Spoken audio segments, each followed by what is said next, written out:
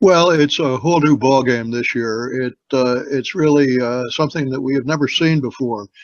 It used to be that what was decisive in primaries was organization, what the politicians call the ground game, getting your supporters to come out and cast a vote, and generally it tended to favor the party establishment candidates because you got the activists as their ground troops, and then they'd go out and ring doorbells and get supporters out to support the candidate. This year, all bets are off. You have Donald Trump, who is anything but an establishment candidate, and you have Ted Cruz, who is also not at all liked by the establishment. Well, I think it's a combination of things. I think there's a lot of residual anger from the economic meltdown we experienced in 2008, 2009.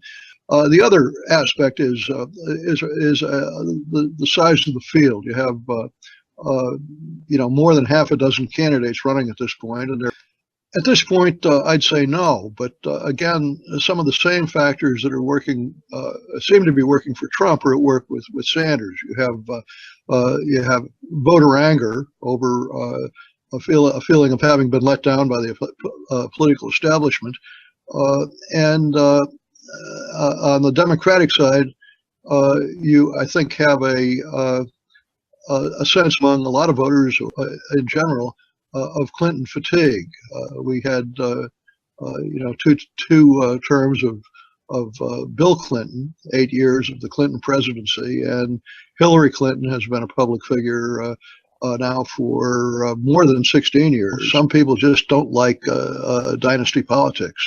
Well, one of the memories I have is of the 1980 Iowa caucuses, where there were a number of Republican candidates, as there are this year.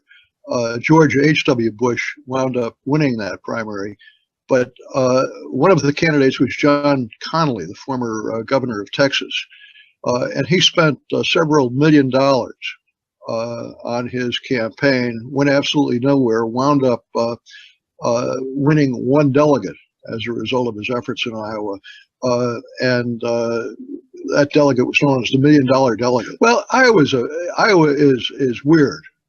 To be quite frank about it, it's a very unusual kind of political exercise. What it involves is getting a group of people who are interested in politics to come to, in some cases, somebody's home, in other cases, a church basement or a school cafeteria, and representatives of each of the candidates makes pitches for their candidate. And then people physically divide. If you're for let's say Jeb Bush, you walk over to one side of the room, and if there are a half dozen people standing there, then it's Donald Trump's turn, and maybe 8 or 9 people congregate in his corner. And at this time of year in Iowa, it's generally very cold. Often there's snow on the ground, so finding people who are willing to spend an evening doing this is difficult in itself. That's why in the past it has been organization that generally prevailed. Generally, that has been the case historically, but there are exceptions. Mike Huckabee won the Iowa caucuses, but George Bush won the nomination. George W. Bush several years ago. George H.W. Bush won the Iowa caucuses in 1980, but Ronald Reagan won the presidential nomination. So no, in New Hampshire, Paul Tsongas, a former senator from Massachusetts, whose name would not be familiar to would be familiar to very few people these days, won the New Hampshire primary, but Bill Clinton won the presidential nomination. All bets are off this year, though.